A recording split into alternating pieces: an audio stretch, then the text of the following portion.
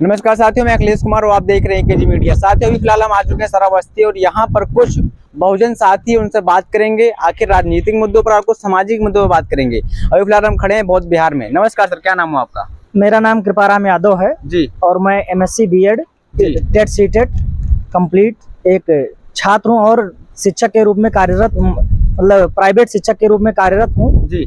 सबसे पहली मुद्दा ये है कि आज की जो सरकार है ये तानाशाही रूप धारण कर चुकी है जी। और ये तानाशाही रूप ही ये किसी को हित नहीं चाहती है। ये ना तो दलित का, गरीब का, पिछड़ा का, किसी का ये हित नहीं चाहती है। ये बस केवल अपनी मनवादियों की नीति को फॉलो कर रही है और चंद ही अमीर परिवारों को ही ये फायदा पहुंचा रही है। जैसे कि आज बहन जी यहाँ श्रावस्ती में आ रही हैं, तो उसको प्लस में क्या लगता है, कैसा माहौल है यहाँ पे? बहन जी श्रावस्ती में आ रही हैं, उनके बहुत अच्छी बात है। बहन जी ने श्रावस्ती के लिए बहुत कुछ किया है। यहाँ ये श्रावस्ती बहुत ही पिछड़ा क्षेत्र है और यहाँ पर उन्होंने शिक्षा के क्षेत्र में भी एक degree college, Mahamaya degree college की भी स्थापना की है, जो कि बहुत अच्छी बात है।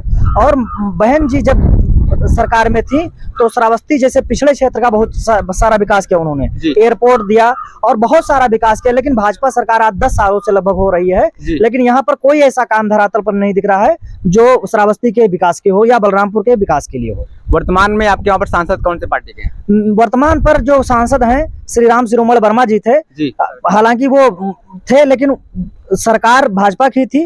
उनका यहाँ पर चलता कुछ नहीं था, तो इसलिए वो अपनी मतलब केवल बस उनकी सांसदी थी, नाम के सांसद थे। बाकी उन्होंने कुछ विशेष नहीं कर पाया। जो मतलब कुछ मतलब उन्होंने काम किए हैं। प्रधानमंत्री ग्राम सड़क योजना की सड़कें दी हैं, वो तो और बहुत सारी मतलब छोटी जो उनके बस में थी वो चीजें उन्होंने किया है। लेकिन अगर वही चीज वो अपने अगर सरकार में होते या हम बसपा की सरकार होती या एक मतलब गठबंधन की सरकार होती तो यहाँ पर कुछ विशेष चीज निकल कर आता, जिससे इस युवाओं का, छात्रों का और खासकर जो नौकरी पेशा के लोग हैं उनकी भविष्य का कुछ निर्माण हो सकता था। किसके सपोर्टर हो आप? हम सपोर्टर हैं जो हमको रोजगार दे, नौकरी दे और जो गरीब तबका या मिडिल क्लास का मतलब कल्याण करे, हम उसके फॉलोअर हैं। अच्छा, बहन जी को किस तरह से देखते हो? बहन जी बहुत ही एक उत्कृष्ट नेता हैं। उन्होंने खासकर दलित, पिछड़ा और उन्होंने गरीब तबकों को मतलब एक निचले पायदान से लेकर मुख्य पृष्ठभूमि में जोड़ने का काम किया। उन्होंने अपने समय में माया आवास योजना और बहुत सारी योजनाओं का मतलब काम किया। आज लखनऊ में जो भी चीज जैसे परिवर्तन स्थल या आप जो लखनऊ का कायाकल्प देख रहे हैं उसमें बहुत सारा योगदान केवल मायावती जी का है। जी। अच्छा, जैसे कि इस समय देखा जाए तो जो हमारे अपोजिट हैं बीजेपी पार्टी, उनके महान नेता यानी मोदी जी कह रहे हैं कि हमने अपने शासन काल में राम मंदिर का निर्माण करवाया आपके एक वोट से, तो उस पर आप कुछ कहना चाहोगे? देखिए, राम मंदिर का निर्माण उन्होंने किया है। मंदिर का निर्माण होने से किसी को रोजगार नहीं मिलता है। अगर जो पढ़ा लिखा युवा है, जब तक उसको रोजगार नहीं मिलेगा तब तक उसका कल्याण नहीं होगा। मंदिर बनना एक अलग बात है, मंदिर को चुनाव से अलग रखना चाहिए। चुनाव मंदिर का मुद्दा नहीं होना चाहिए। मगर बीजेपी चुनाव में ले रही है, तो यही उसकी सबसे बड़ी कमजोरी है। वो धर्म के रूप में बांटना चाहती है अपने इस समाज को, गरीब समाज को।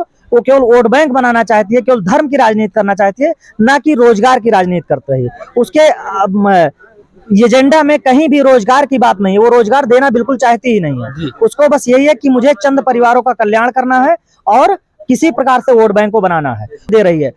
अगर 5 किलो राशन से कोई कितना दिन सरवाइव कर सकता है? अगर किसी परिवार को एक नौकरी मिल जाए तो वो अपने परिवार का, एक पूरे परिवार का भरण पोषण करता है। लेकिन मोदी जी ने या कोई भी जो भाजपा के नेता हैं वो केवल 5 किलो राशन, 2000 रुपया और उनके उससे ज्यादा तो छुट्टा जानवर आकर चढ़ जाते हैं, पूरे खेत को साफ कर जाते हैं। तो 5 किलो दे रहे हैं लेकिन उससे सारा नुकसान। मगर मोदी जी कह रहे हैं कि हमने तो कोई पशु नहीं छुड़वाए, हमने तो उसके लिए मोदी जी पशु नहीं छुड़वाए हैं, छोड़ा मान लिया किसानों ने है, लेकिन उसको गौशाला का प्रबंधन अच्छे से होना चाहिए। आज गौशाला में देखो, जहाँ देखो गाय मरी पड़ी हैं, तो उसका जिम्मेदार कौन है? अगर आप छुड़वाने के लिए कह रहे हैं तो उनमें गौशाला के अच्छे से प्रबंध कराइए। जी जी। जब